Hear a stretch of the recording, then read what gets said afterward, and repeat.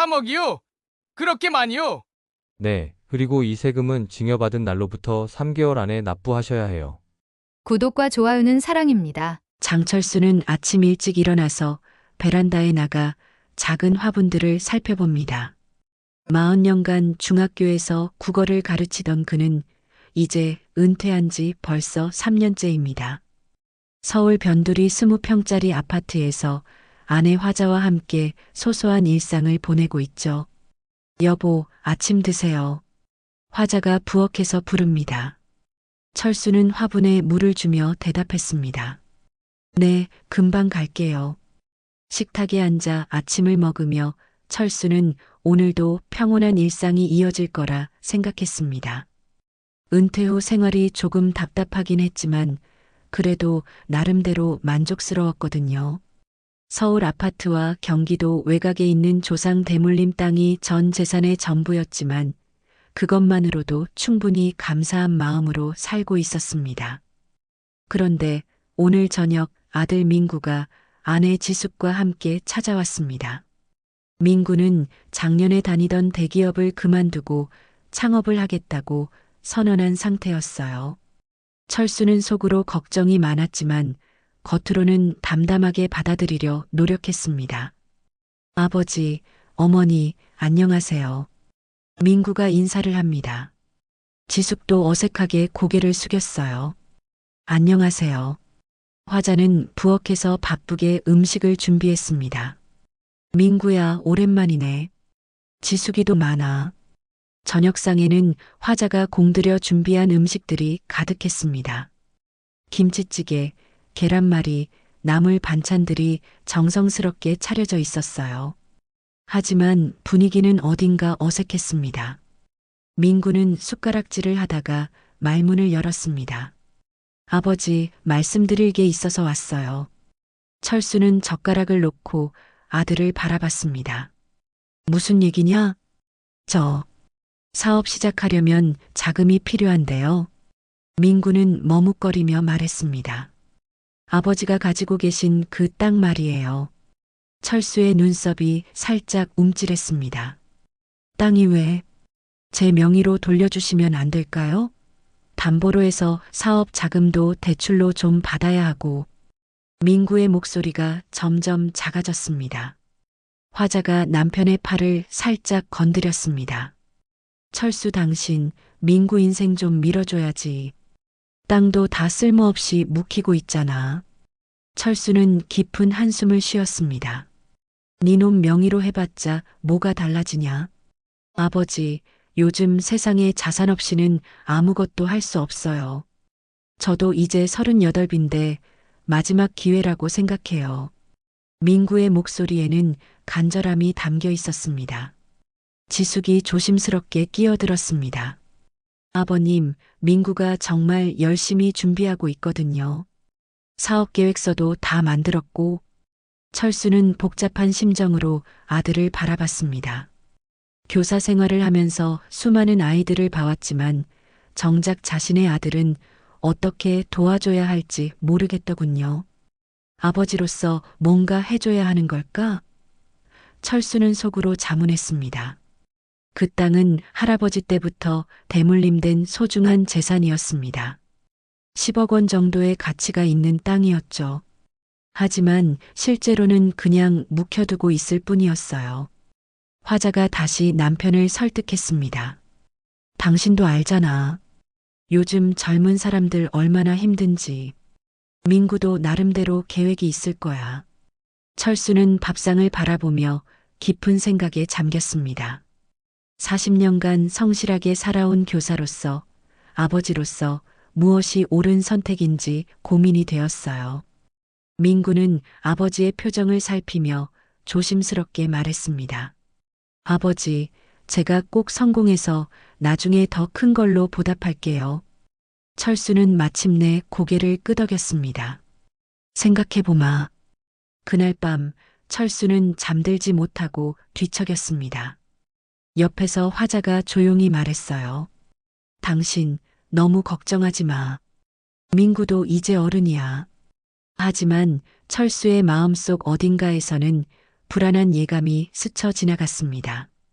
며칠이 지나고 철수는 결국 오랜 친구 박상필을 만나기로 했습니다.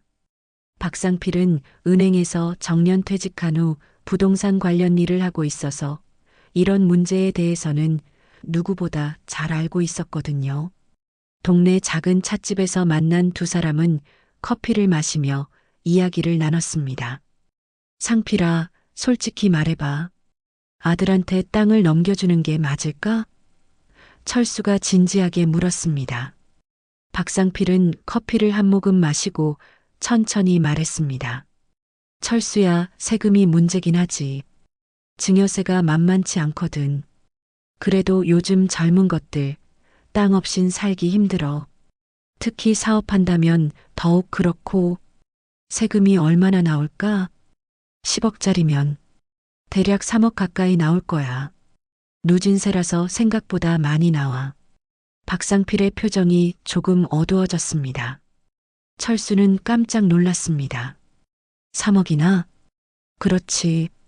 하지만 민구가 젊으니까 벌어서 낼 수 있을 거야. 대출도 받을 수 있고 말이야. 박상필이 철수의 어깨를 툭 쳤습니다. 너무 걱정하지 마. 아버지 마음이니까 해주고 싶은 거 아니야?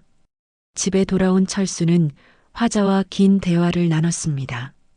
화자는 남편의 고민을 이해하면서도 아들을 도와주고 싶은 마음이 더 컸어요. 당신, 우리 민구 어릴 때부터 얼마나 똑똑했는데. 대기업도 다녔잖아. 이번 사업도 잘 될 거야. 화자가 남편을 달랬습니다. 그래도 3억이라는 돈은 벌면 되는 거잖아. 기회는 놓치면 안 돼. 화자의 말에 철수는 마침내 결심했습니다.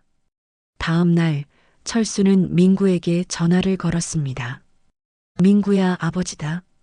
땅 이야기 해주마. 민구의 목소리가 밝아졌습니다. 아버지, 정말요? 감사합니다. 일주일 후 등기소에서 땅의 명의를 민구로 이전하는 절차가 진행됐습니다. 철수와 민구, 화자가 함께 등기소에 갔어요. 서류에 도장을 찍는 순간 철수의 마음은 복잡했습니다. 이제 정말 네 땅이다. 철수가 아들에게 말했습니다. 아버지, 정말 고맙습니다. 꼭 성공해서 보답할게요. 민구는 감격스러운 표정으로 아버지의 손을 잡았습니다. 그날 저녁 가족들은 근처 횟집에서 축하 자리를 가졌습니다. 지숙도 함께 자리했고 분위기는 한결 밝아졌어요. 건배. 민구가 소주잔을 들었습니다. 새로운 시작을 위해서 건배. 모두가 잔을 부딪혔습니다. 화자는 기뻐하며 말했습니다. 우리 민구 정말 잘 될 거야. 어머니가 믿어. 철수도 분위기에 맞춰 웃었지만 마음 한편으로는 여전히 불안했어요.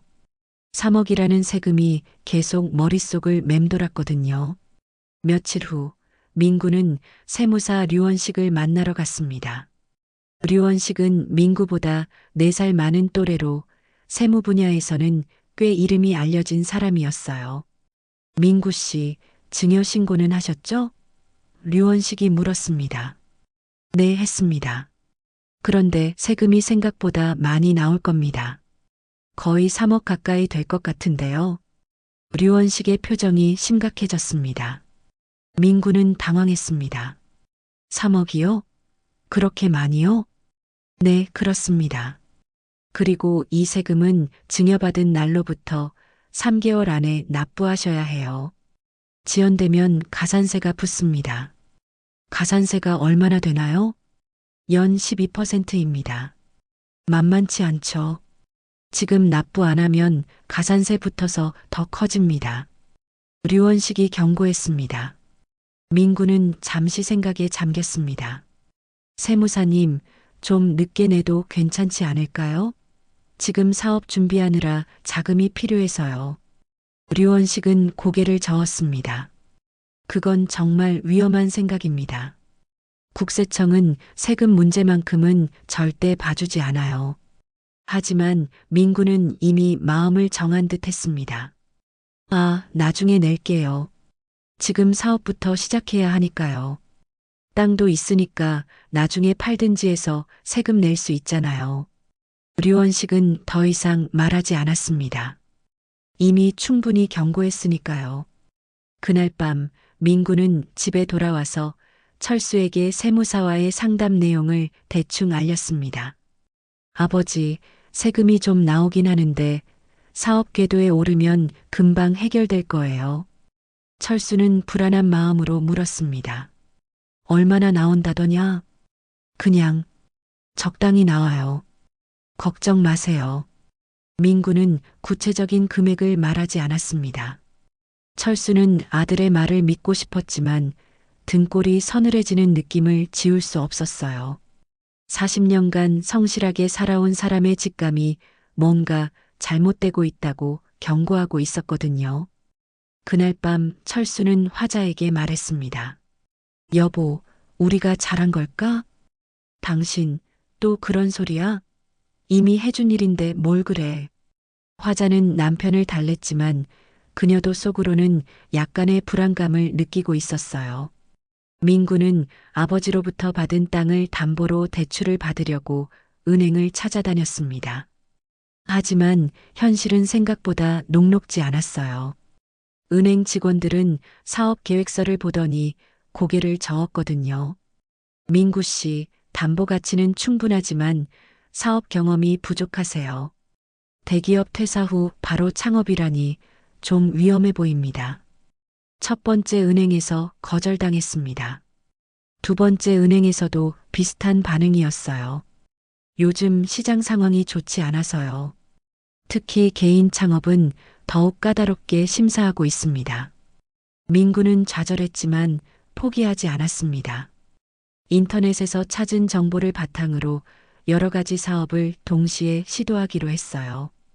코인 투자, 배달 창업, 카페 인테리어 사업까지 손을 뻗었습니다. 지숙은 남편의 야심찬 계획을 들으며 반신반의했습니다. 여보, 한 번에 너무 많은 걸 하려고 하는 거 아니야? 아니야, 요즘 시대엔 여러 개의 수입원이 있어야 해. 하나만 하면 위험하다고. 민구는 자신만만하게 대답했습니다. 화자는 며느리 지숙과 함께 시장에 나가며 이야기를 나눴어요. 지수가 우리 민구 잘 될 거야. 머리도 좋고 성격도 적극적이잖아. 화자가 말했습니다. 어머니, 저도 그렇게 생각해요. 그런데 요즘 민구가 너무 바빠서 집에도 늦게 들어와요. 지숙의 목소리에는 걱정이 섞여 있었습니다. 사업 초기엔 다 그런 거야. 당신 아버지도 젊을 때 그랬어. 화자는 며느리를 위로했습니다.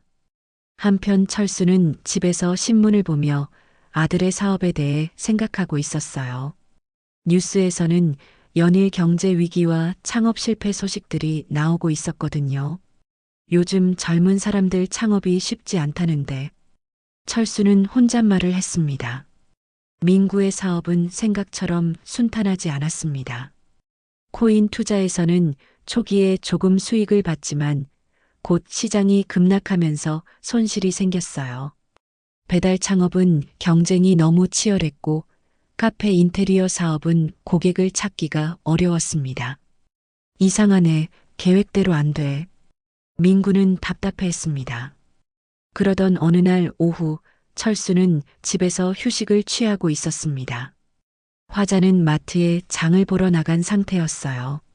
그때 우편함에 우편물이 들어오는 소리가 났습니다.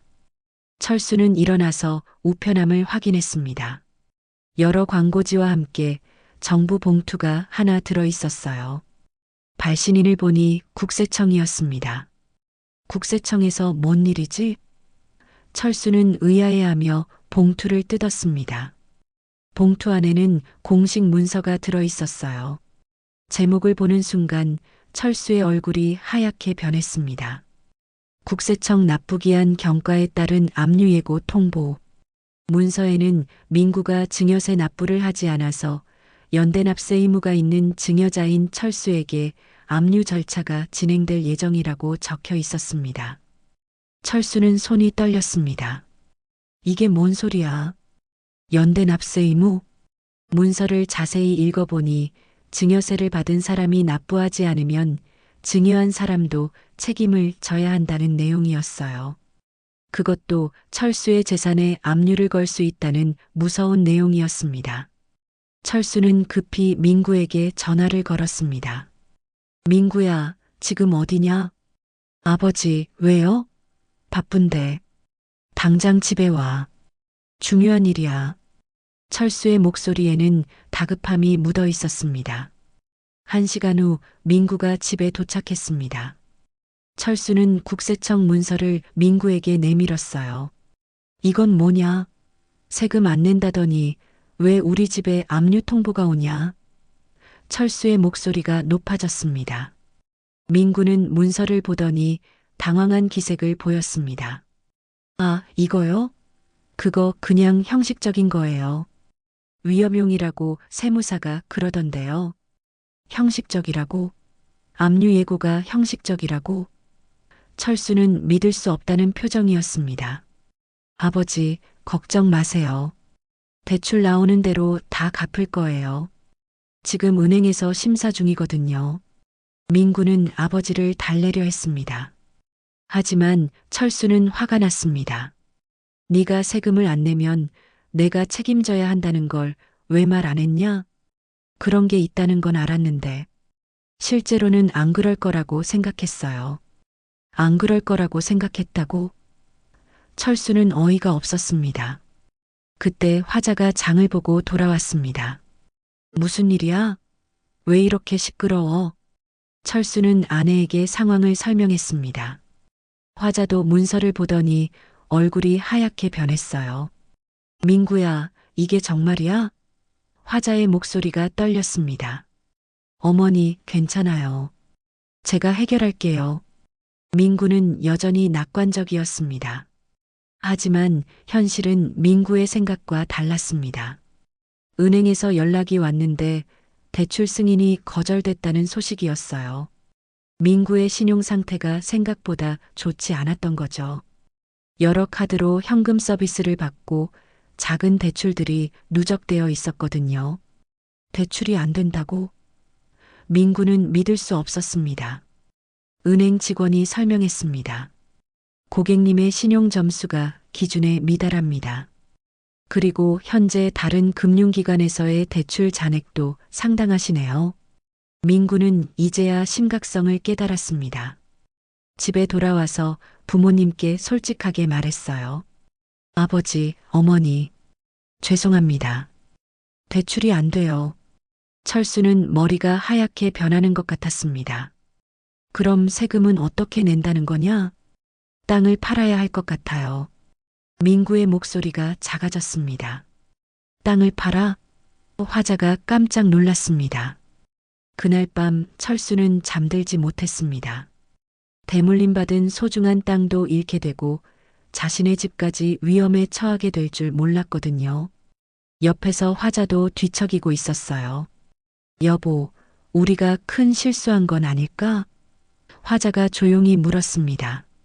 철수는 대답하지 못했습니다. 이미 돌이킬 수 없는 일이 되어버렸으니까요. 한 달이 지났지만 상황은 전혀 나아지지 않았습니다. 민구는 땅을 팔려고 부동산 중개업소를 찾아다녔지만 현실은 냉혹했어요. 코로나 이후 부동산 시장이 침체되면서 땅값이 많이 떨어진 상태였거든요.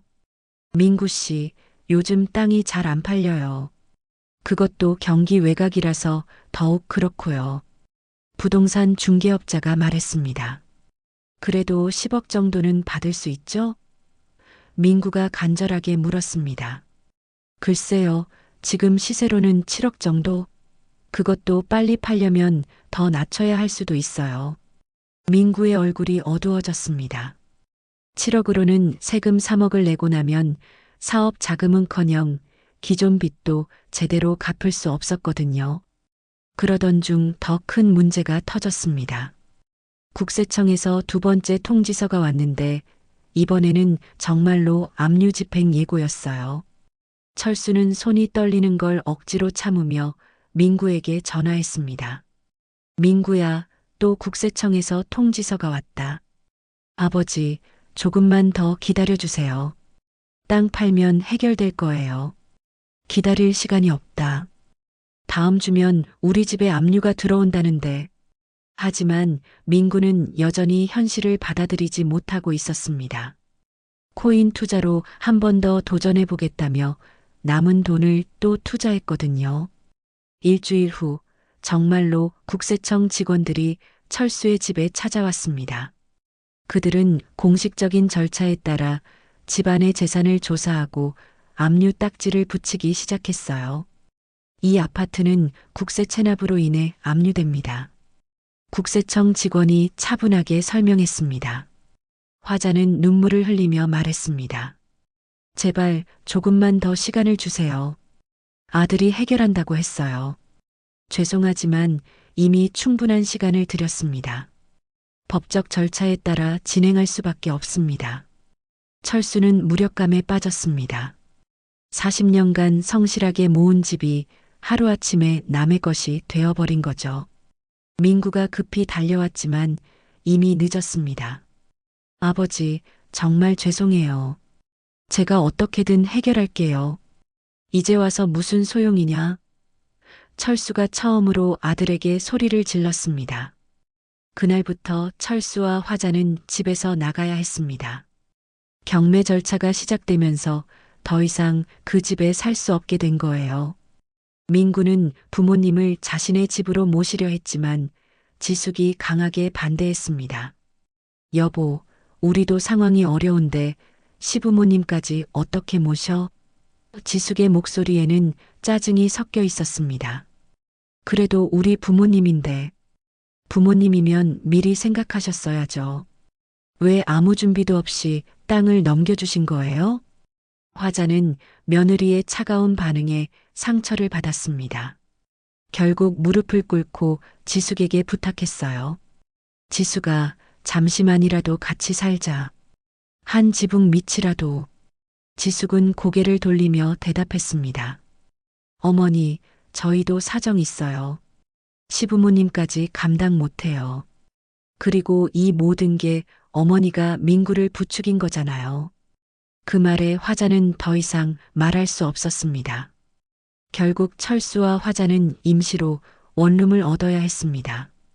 보증금도 제대로 낼 수 없어서 월세가 비싼 곳으로 갈 수밖에 없었어요. 좁은 원룸에서 첫날 밤을 보내며 화자가 눈물을 흘렸습니다. 여보, 우리가 뭘 잘못했을까? 철수도 답답한 마음을 억누르며 대답했습니다. 아들 잘 되라고 한 일인데. 한편 민구는 더 큰 절망에 빠졌습니다. 코인 투자마저 실패하면서 마지막 자금까지 잃어버린 거죠. 땅을 팔아야 한다는 압박감에 급하게 매물을 내놓았는데 결국 6억에 팔릴 수밖에 없었어요. 6억이요? 너무 낮지 않나요? 민구가 부동산 업자에게 물었습니다. 급매라서 어쩔 수 없어요. 시간 끌면 더 떨어질 수도 있어요. 민구는 어쩔 수 없이 6억의 땅을 팔았습니다. 세금 3억을 내고 나니 3억이 남았는데 그마저도 기존 빚들을 갚고 나니 얼마 남지 않았어요. 그는 부모님께 찾아가서 죄송하다고 사과했지만 돌려드릴 수 있는 건 거의 없었습니다. 아버지, 어머니, 정말 죄송합니다. 제가 모든 걸 망쳤어요. 철수는 아들을 바라보며 한숨을 쉬었습니다. 이미 지나간 일이다. 이제 와서 후회해도 소용없어. 그 후 민구와 지숙의 관계도 악화되기 시작했습니다. 경제적 어려움과 시부모 문제로 갈등이 심해진 거죠. 당신 때문에 우리 가족이 다 망했어. 지숙이 소리를 질렀습니다. 나도 잘 되려고 한 거야. 누가 이렇게 될 줄 알았겠어?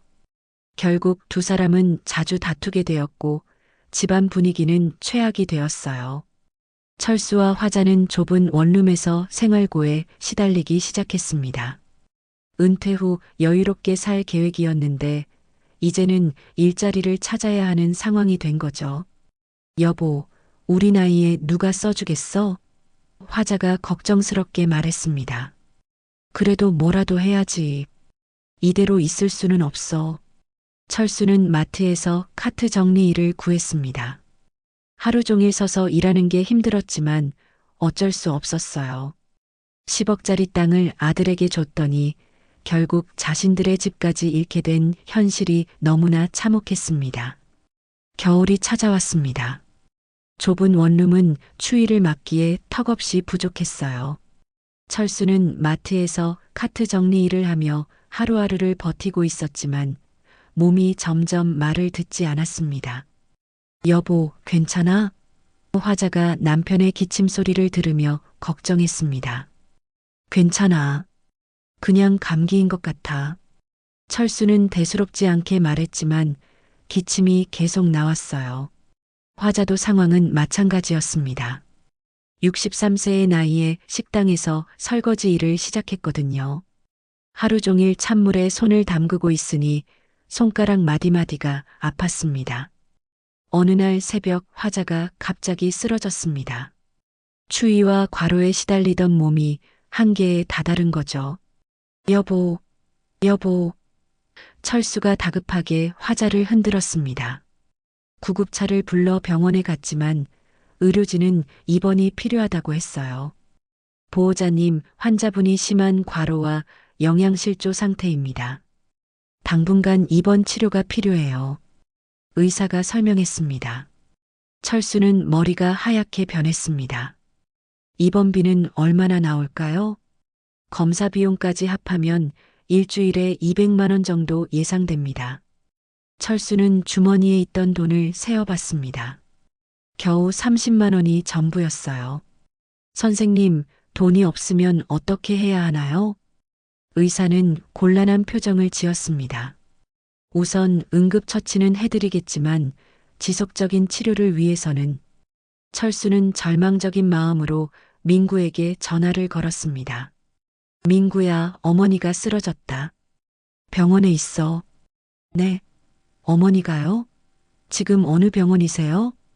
철수가 병원 이름을 알려주자 민구가 급히 달려왔습니다. 하지만 민구도 돈이 없기는 마찬가지였어요. 아버지, 죄송해요. 저도 지금 상황이. 민구의 목소리가 떨렸습니다. 그때 지숙도 함께 왔는데 그녀의 표정은 차가웠어요. 시어머니 상태가 어떤가요? 지숙이 형식적으로 물었습니다. 입원해야 한다는데 돈이. 철수가 말끝을 흐렸습니다. 지숙은 민구를 따로 불러내서 이야기했습니다. 여보, 우리도 비투성이인데 어떻게 도와줘? 시부모님 일까지 떠안을 수는 없어. 그래도 우리 어머니인데. 어머니면 애초에 그런 무리한 일을 하지 말았어야죠. 이제 와서 우리한테 도움 달라는 게 말이 돼요? 민구는 아무 말도 할 수 없었습니다.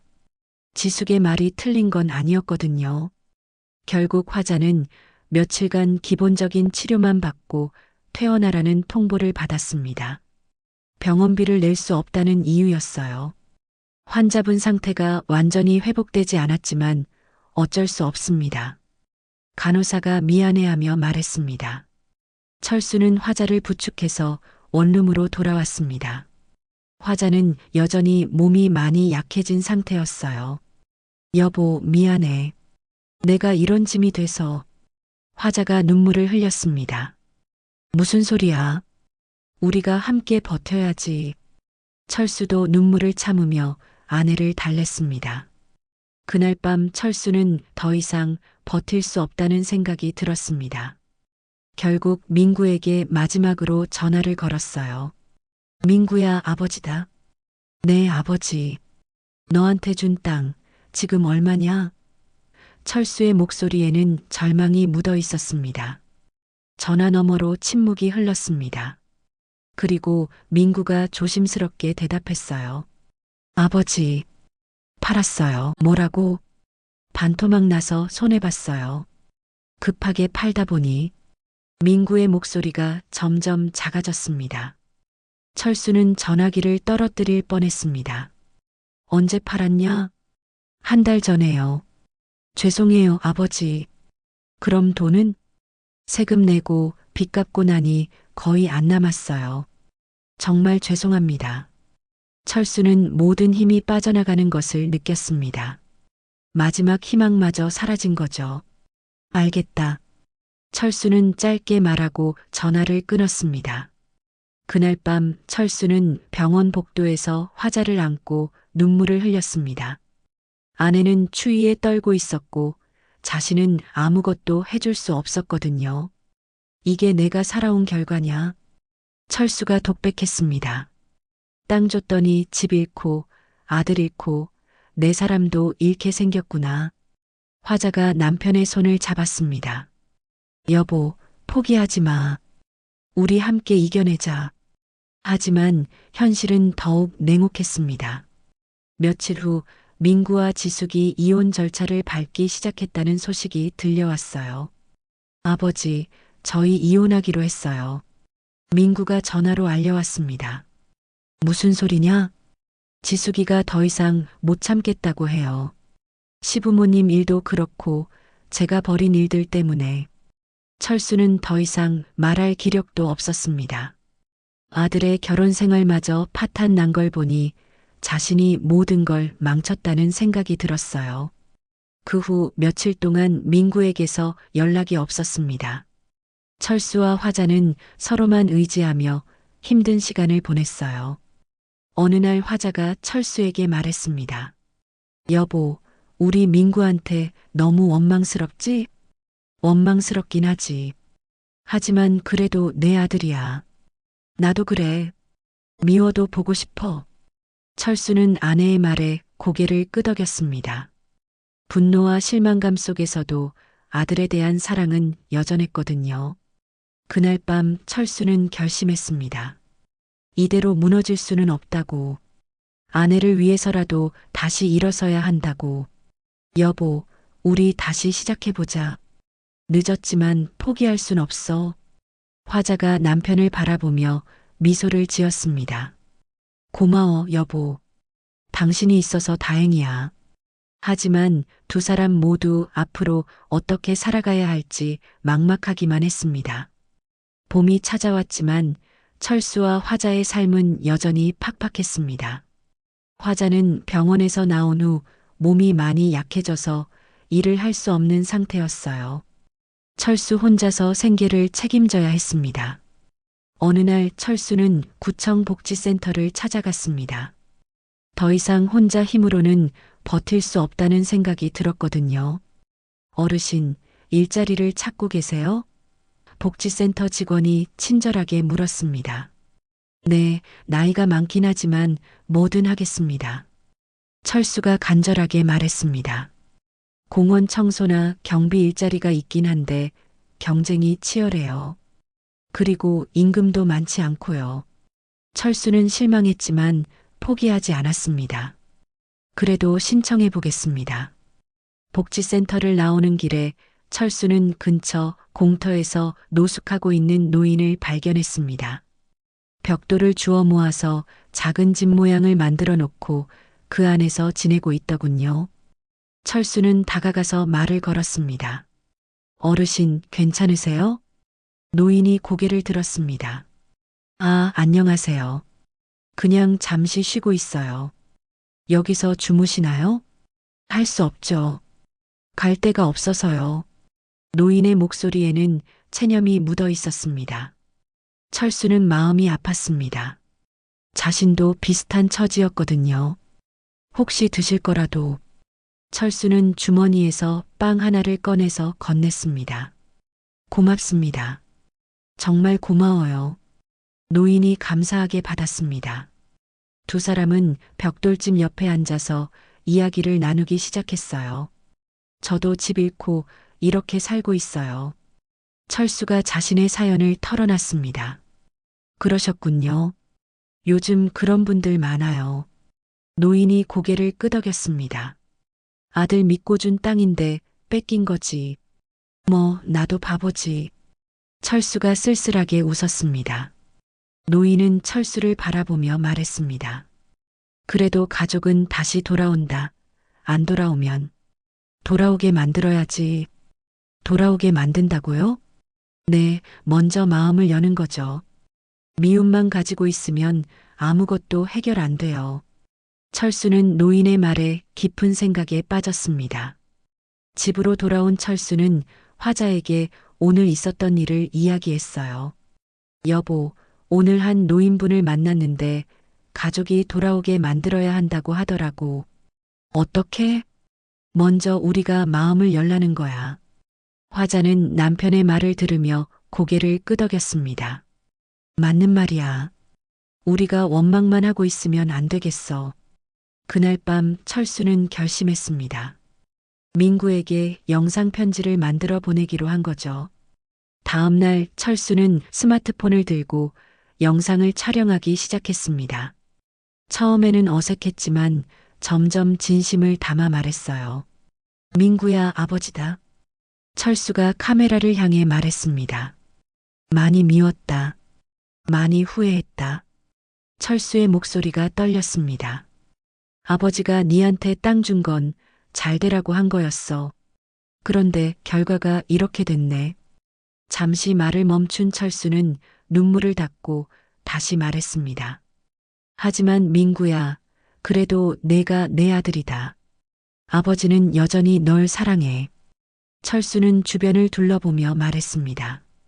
아버지가 지금 이런 곳에서 살고 있어. 어머니도 많이 아프시고. 하지만 원망하지 않는다. 다만 한 가지 부탁이 있다면. 철수의 목소리가 더욱 떨렸습니다. 다시 한번 만날 수 있었으면 좋겠어. 아버지로서 마지막으로 할 말이 있거든. 영상을 다 찍고 나서 철수는 어떻게 민구에게 보낼지 고민했습니다. 직접 보내기에는 너무 부끄러웠거든요. 그때 화자가 제안했습니다. 여보, 인터넷에 올려볼까?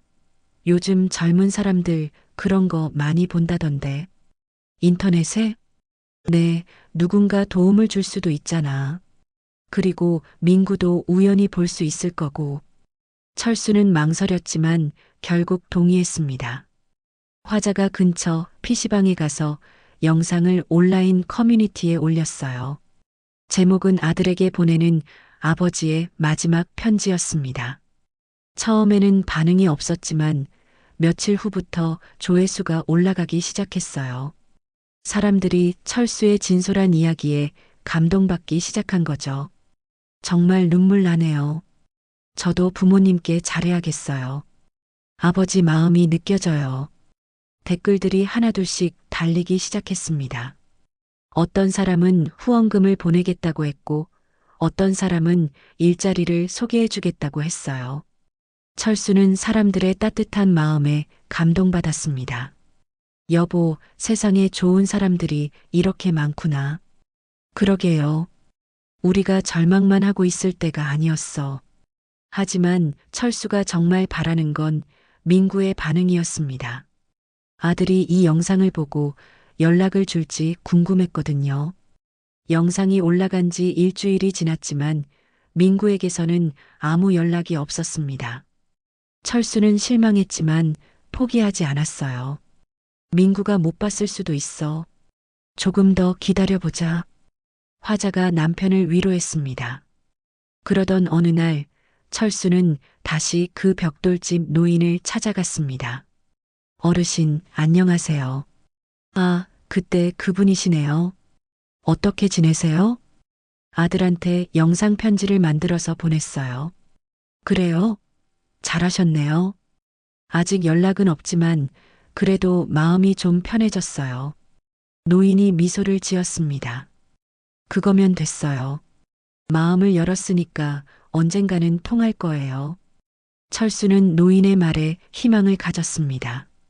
비록 지금은 힘들지만 언젠가는 가족이 다시 화해할 수 있을 거라는 믿음 말이에요. 그날 밤 철수는 화자와 함께 영상의 조회수를 확인해 봤습니다. 벌써 10만 조회수를 넘어서고 있었어요. 여보, 정말 많은 사람들이 봤네. 그러게. 이 중에 민구도 있을까? 두 사람은 작은 희망을 품고 잠들었습니다. 철수의 영상이 온라인에 올라간 지 보름이 지났습니다. 조회수는 계속 올라가서 100만을 넘어서고 있었어요. 많은 사람들이 공감하며 댓글을 달았고 몇몇 방송국에서도 관심을 보였습니다. 그런데 정작 철수가 기다리던 민구에게서는 여전히 연락이 없었어요. 여보, 민구가 못 본 건가? 화자가 걱정스럽게 물었습니다. 모르겠어. 아마 보기 싫을 수도 있고, 철수도 실망스러웠지만 이해하려고 했습니다. 한편 민구는 지숙과의 이혼 절차 때문에 정신없는 나날을 보내고 있었습니다. 재산 분할 문제로 변호사와 상담을 받고 새로운 거처를 찾아야 했거든요.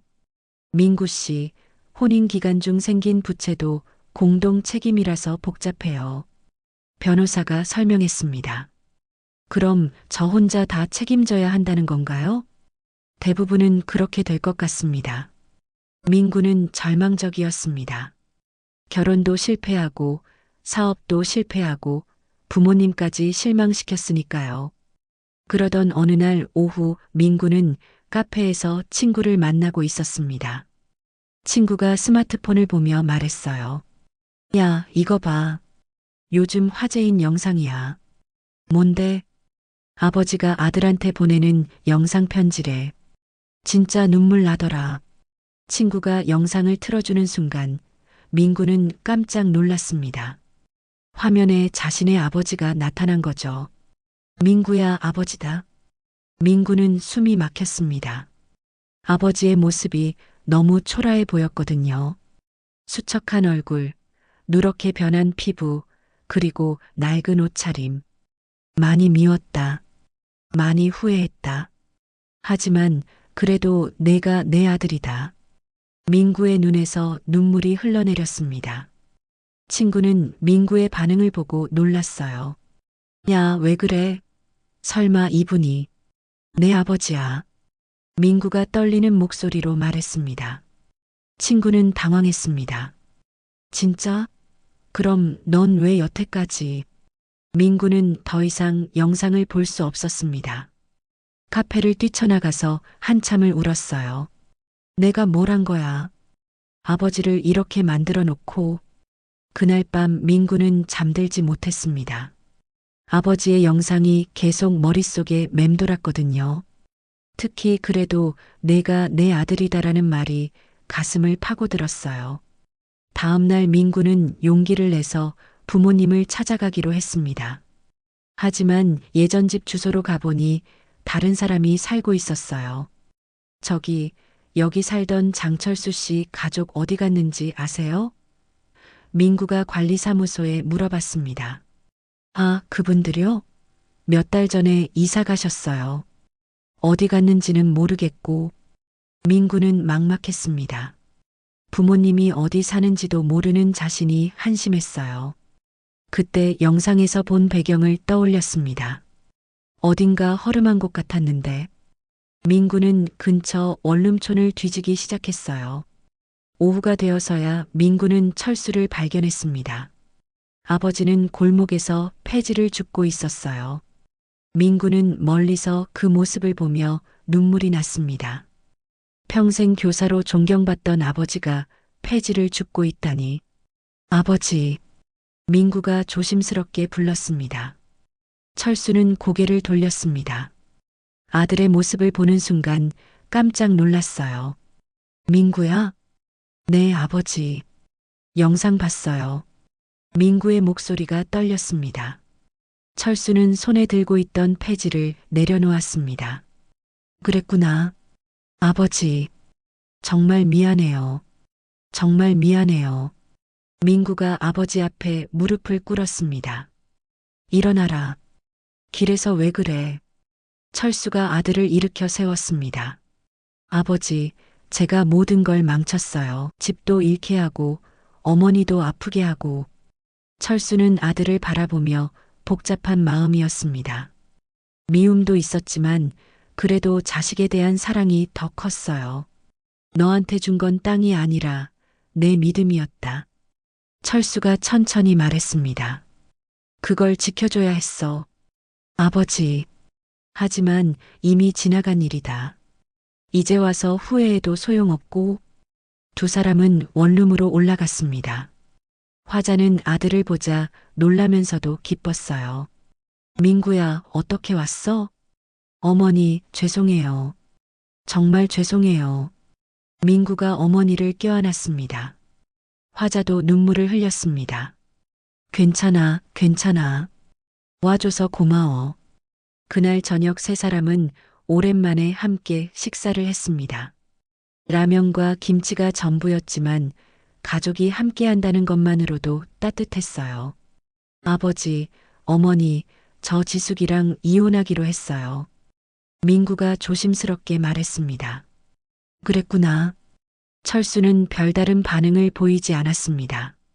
그리고 아버지, 어머니랑 같이 살고 싶어요.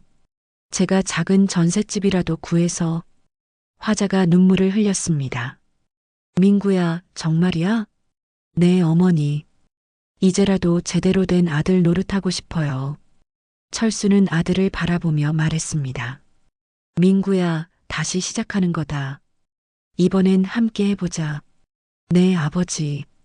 민구는 며칠 후 작은 투룸 전셋집을 구했습니다. 땅을 판 돈 중에서 남은 돈과 이혼하면서 받은 돈을 합쳐서 겨우 보증금을 마련할 수 있었어요. 이사하는 날 세 사람은 새로운 집에서 또 다른 시작을 다짐했습니다. 이제 정말 새 출발이네. 화자가 감격스러워했습니다. 네, 어머니. 이번엔 제가 두 분 잘 모실게요. 민구가 약속했습니다. 철수는 아들의 어깨를 두드렸습니다. 고생 많았어, 민구야.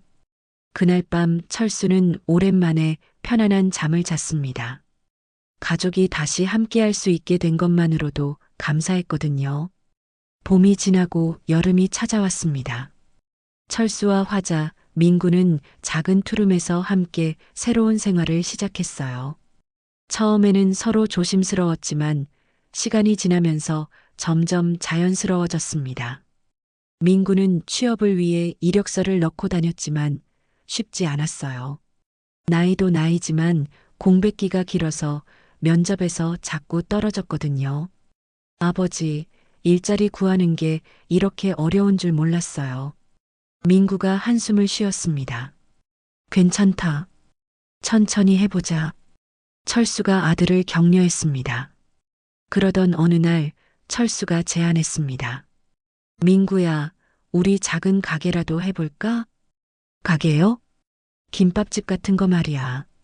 너도 일자리 구하기 어렵고 나도 계속 패지만 주울 수는 없잖아. 화자도 아이디어에 동참했습니다. 좋은 생각이야. 우리 셋이 함께하면 될 것 같은데. 민구는 처음에는 망설였습니다. 하지만 자본금도 별로 없고 큰 욕심 부리지 말고 작게 시작해보자. 김밥이면 큰 돈 들지 않아. 철수가 설득했습니다. 세 사람은 근처 상권을 둘러보며 작은 가게를 찾기 시작했습니다. 며칠 후 골목 모퉁이에 있는 작은 점포를 발견했어요. 월세가 저렴하고 크기도 적당했습니다. 여기 어때? 화자가 물었습니다. 좋은 것 같아요. 학교도 가깝고 직장인들도 지나다닐 것 같고. 민구가 주변을 살펴보며 말했습니다. 철수도 만족스러웠습니다. 그럼 여기서 해보자. 계약을 하고 가게를 꾸미는데 한 달이 걸렸습니다. 중고 장비들을 사서 설치하고 간판도 달았어요. 간판에는 이렇게 쓰여 있었습니다. 장씨 부자 김밥 마이너스 다시 아버지와 함께. 화자가 간판을 보며 웃었습니다. 이름이 참 좋네. 민구가 지었어요. 철수가 아들을 자랑스럽게 바라봤습니다. 개업 첫날 손님이 많지는 않았지만 그래도 몇 명이 찾아왔어요. 철수는 김밥을 만들고 화자는 반찬을 준비하고 민구는 서빙을 담당했습니다. 어머니, 김밥 맛있네요. 첫 손님이 말했습니다. 고맙습니다. 자주 오세요. 화자가 환하게 웃었습니다. 처음에는 서툴렀지만 점점 손에 익숙해졌어요. 무엇보다 가족이 함께 일한다는 게 뿌듯했습니다. 몇 주가 지나자 단골 손님들이 생기기 시작했습니다. 근처 회사에 다니는 직장인들, 학교 선생님들, 동네 주민들이 하나둘씩 찾아왔어요. 사장님, 김밥 포장 5줄 주세요. 단골 손님이 주문했습니다. 네, 금방 싸드릴게요. 민구가 능숙하게 대답했습니다. 어느 날 비가 내리는 오후, 젊은 부부가 가게에 들어왔습니다. 밖에서 비를 피하려고 온 것 같았어요. 비 그칠 때까지 잠시 앉아 계세요. 철수가 친절하게 말했습니다. 감사합니다. 그럼 김밥 1줄 주세요. 남편이 주문했습니다. 김밥을 먹으며 부부가 이야기했습니다. 여기 김밥 정말 맛있네. 맞아.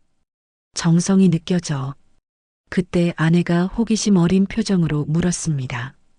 사장님은 가게 하시기 전에 뭐 하셨어요? 철수는 잠시 망설이다가 웃으며 대답했습니다. 나 땅 줬다가 집 잃은 아버지였지. 부부가 놀란 표정을 지었습니다. 근데 지금은 내 집 지었지. 이 김밥집이 말이야. 철수가 가게 안을 둘러보며 말했습니다. 민구가 아버지의 말을 듣고 뭉클했습니다. 정말로 이곳이 새로운 집이 된 거죠. 젊은 부부는 감동받은 표정으로 김밥을 다 먹고 나갔습니다. 다시 올게요. 그날 저녁 문을 닫고 정산을 하며 세 사람은 대화를 나눴습니다. 오늘 매출이 괜찮네. 민구가 계산기를 두드리며 말했습니다. 돈보다 마음이 편해. 화자가 미소를 지었습니다. 철수는 벽에 걸린 화자의 사진을 바라봤습니다. 예전에 행복했던 시절의 가족 사진이었어요. 여보, 우리 다시 행복해졌네. 철수가 사진 속 화자에게 말하는 듯 했습니다. 민구가 부모님을 바라보며 말했습니다. 아버지, 어머니, 정말 감사해요. 저를 다시 받아주셔서. 무슨 소리야? 우린 가족이잖아. 화자가 아들의 손을 잡았습니다. 네, 이제 정말 새 출발이에요. 민구의 목소리에는 희망이 담겨 있었습니다. 가게를 연 지 석 달이 지나자 손님들 사이에서 입소문이 났습니다. 인터넷에도 후기가 올라오고 방송국에서도 관심을 보였어요. 이 김밥집 사연이 정말 감동적이래. 한 손님이 말했습니다. 그래요? 어떤 사연인데요? 다른 손님이 물었습니다. 아버지와 아들이 화해해서 함께 가게를 하는 거래요. 철수는 그런 이야기들을 들으며 뿌듯했습니다. 처음에는 절망적이었지만 결국 가족이 다시 뭉칠 수 있게 됐으니까요. 어느 날 저녁 민구가 부모님께 말했습니다. 아버지, 어머니, 제가 결혼도 실패하고 사업도 망치고 했지만 지금이 제일 행복한 것 같아요. 왜? 철수가 물었습니다. 가족이 함께 있으니까요. 돈 많이 벌고 큰 집에 살 때보다 지금이 더 좋아요. 화자도 고개를 끄덕였습니다. 맞아. 가족이 건강하고 함께 있는 게 제일 중요해. 그날 밤 철수는 일기를 썼습니다. 오늘도 가족과 함께 일했다. 힘들었지만 행복했다. 땅을 잃고 집을 잃었지만 더 소중한 걸 얻었다. 가족의 진짜 의미를 알게 됐다. 비가 내리는 밤 가게 안에서 세 사람은 내일 메뉴를 준비하며 이야기했습니다. 내일은 뭘 만들어 볼까? 화자가 물었습니다. 새로운 김밥 종류를 개발해 보는 건 어때요? 민구가 제안했습니다. 좋은 생각이야. 우리만의 특별한 김밥 말이지. 철수가 동의했습니다. 창밖으로 비가 내렸지만 가게 안은 따뜻했습니다. 작지만 확실한 행복이 그곳에 있었거든요. 철수는 창밖을 바라보며 생각했습니다. 땅을 줬더니 집이 날아갔지만 결국 진짜 집을 찾았구나. 가족이라는 이름의 새로운 집을 말이에요.